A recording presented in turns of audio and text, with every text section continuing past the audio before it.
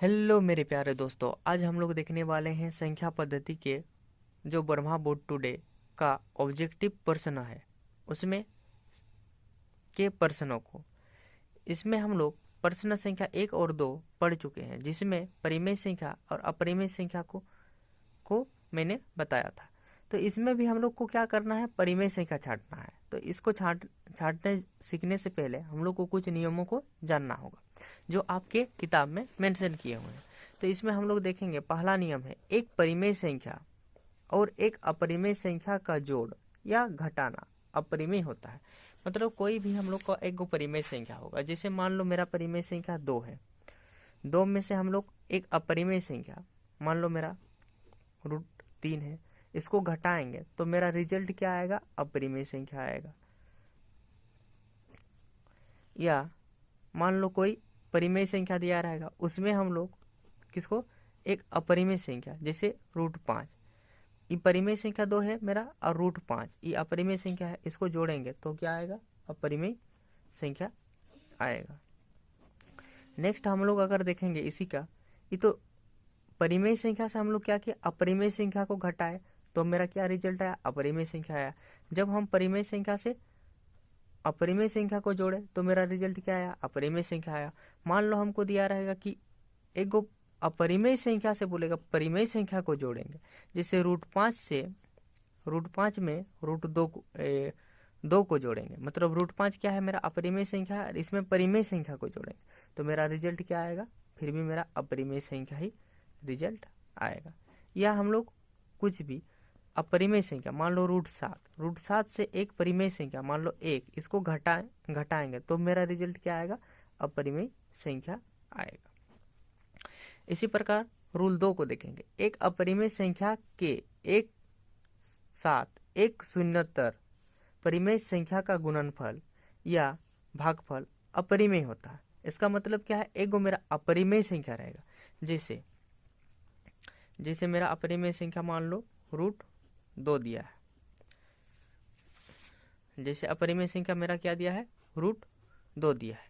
तो इसमें हम लोग क्या करेंगे, एक अपरिमेय संख्या के साथ एक शून्यतर परिमेय संख्या, मतलब परिमेय संख्या हम लोग किस प्रकार के लेंगे, शून्य वाला नहीं लेंगे, जैसे 0 बटा हम लोग का 7 होता है, ये एक परिमेय संख्या है, तो ऐसा वाला नहीं लेंगे, कोई भी हम लोग मान वाला ले लेंगे। मान लो 1/4 परिमेय संख्या ले लिए और इसको गुना करेंगे तो मेरा रिजल्ट क्या आएगा, √2/4 आएगा, √2/4 आएगा ना।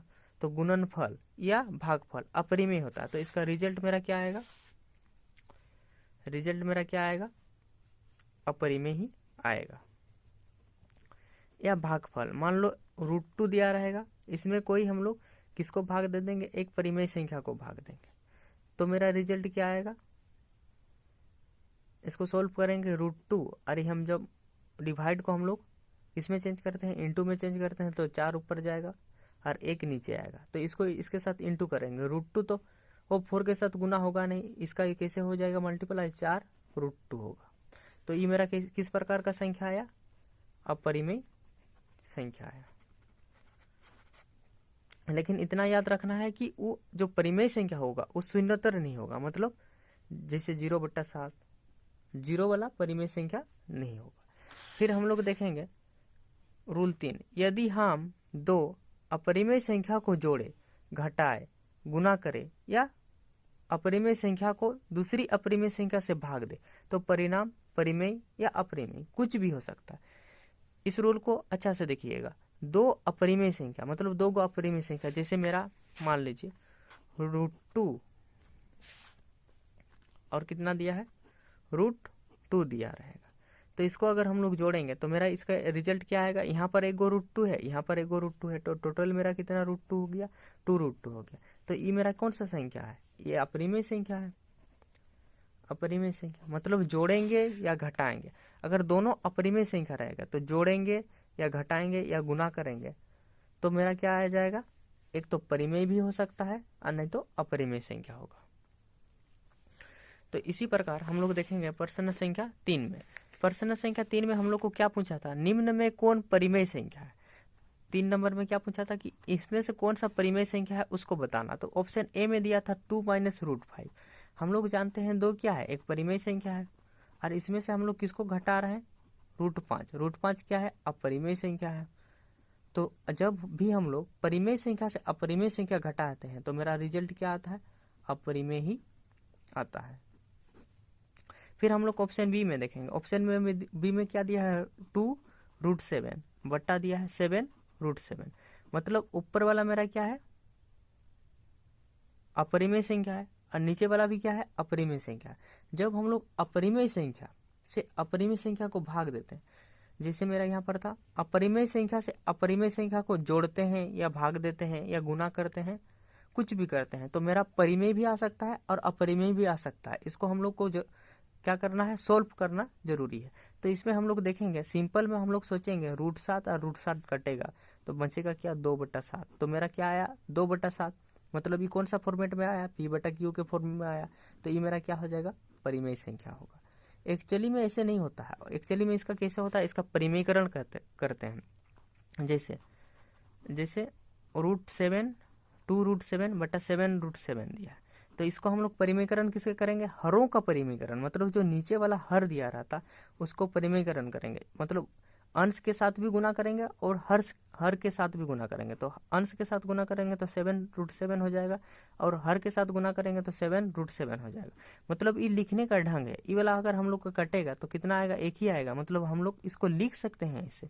तो इसको जब हम लोग सोल्व करेंगे तो मेरा कितना आएगा, ई संख्या वाला है तो ई संख्या गुना हो जाएगा, 7 दूना 14 हो जाएगा। और √7 का मान कितना होता है, 7 होता है। इसलिए कि आप लोग जानते हैं √a into √a equal to क्या होता है, मेरा a होता है। √a इंटू √a आता है। इसी प्रकार नीचे भी गुना करेंगे तो 7 × 7 गुना करेंगे तो 7 49 होगा, और √7 करेंगे तो क्या आएगा, 7 आएगा।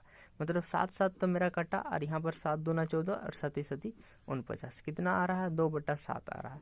तो ई कौन सा संख्या होगा, ई एक परिमेय संख्या होगा। तो इसका सही आंसर क्या हो जाएगा, ऑप्शन नंबर बी। अच्छा, हम लोग ऑप्शन नंबर 3, मतलब ऑप्शन नंबर 3 को भी हम लोग चेक करके देखेंगे। क्या है, 1/√2 दिया है। मेरा ऊपर वाला क्या दिया है, ऊपर वाला मेरा परिमेय संख्या दिया है, और नीचे वाला क्या दिया है, अपरिमेय संख्या दिया है। अगर हम लोग कोई भी परिमेय संख्या से अपरिमेय संख्या को भाग देते हैं, परिमेय संख्या को अपरिमेय संख्या से, हम लोग जानते हैं कि जो नीचे रहता है उसी से भाग दिया जाता है। मतलब हम लोग भाग किससे दे रहे हैं, अपरिमेय संख्या से परिमेय संख्या को। तो मेरा रिजल्ट क्या आएगा, इधर से हम लोग देख लेंगे कि कभी भी हम लोग परिमेय संख्या या अपरिमेय संख्या से परिमेय संख्या को भाग देंगे या परिमेय संख्या से अपरिमेय संख्या को भाग देंगे तो मेरा रिजल्ट क्या आएगा, अपरिमेय आएगा। तो इसका सही आंसर क्या हो जाएगा, अपरिमेय संख्या। मतलब ये क्या होगा, मेरा अपरिमेय संख्या। फिर हम लोग देखेंगे 4, ऑप्शन नंबर 4 में क्या दिया है, 2π दिया है। 2π, अगर मेरा पाई का मान कितना होता है, 22/7 होता है। ये अगर दिया रहता तो ये मेरा क्या हो जाता, एक परिमेय संख्या होता, इसलिए कि ये P/Q के फॉर्म में है। लेकिन ये जो √2π है ये मेरा P/Q के फॉर्म में नहीं है, इसलिए कि जो पाई होता है, पाई का मान क्या आता है, 3.14 ऐसे करके समथिंग आता है। इसका वैल्यू पता नहीं है। तो ये मेरा क्या हो जाएगा, एक अपरिमेय संख्या होगा। तो इसका सही, इस प्रश्न का सही आंसर क्या हो जाएगा, ऑप्शन नंबर बी होगा। फिर हम लोग 4 नंबर को देखते हैं। निम्न में कौन परिमेय संख्या, कौन वाला परिमेय संख्या है, √3। √3 परिमेय संख्या है, नहीं है, क्योंकि इसको हम लोग जब इसका वर्गमूल निकालते हैं तो पूर्ण वर्ग संख्या नहीं आता, ये पूर्ण संख्या नहीं आता। पाई का मान कितना आता है, 3.14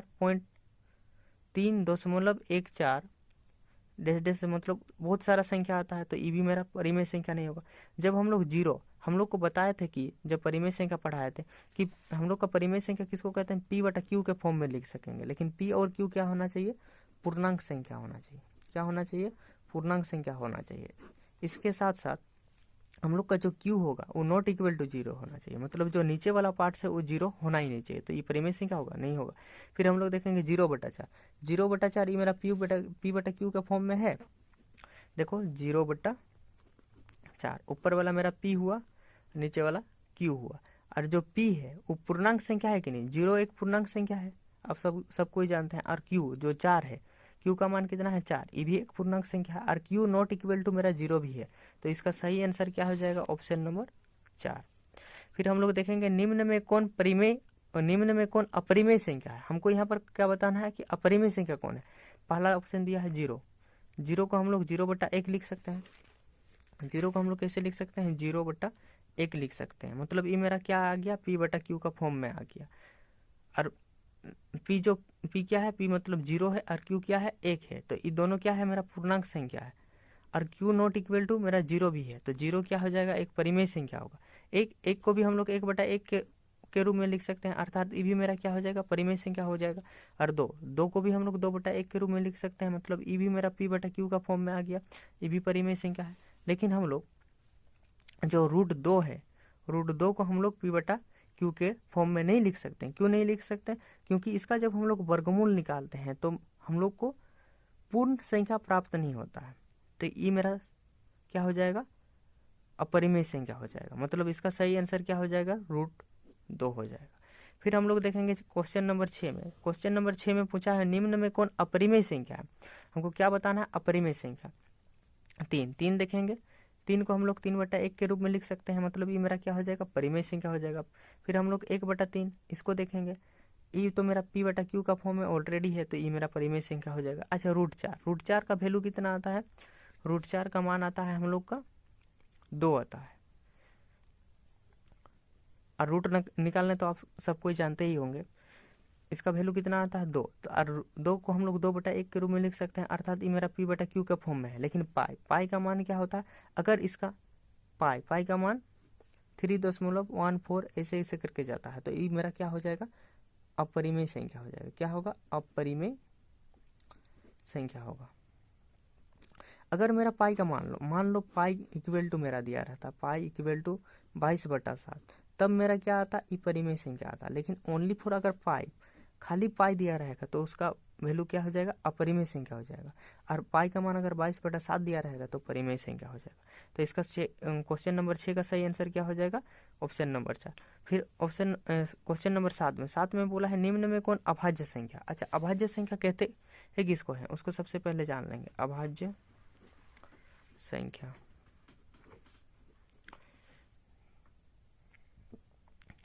अच्छा, आज के वीडियो में इतना ही।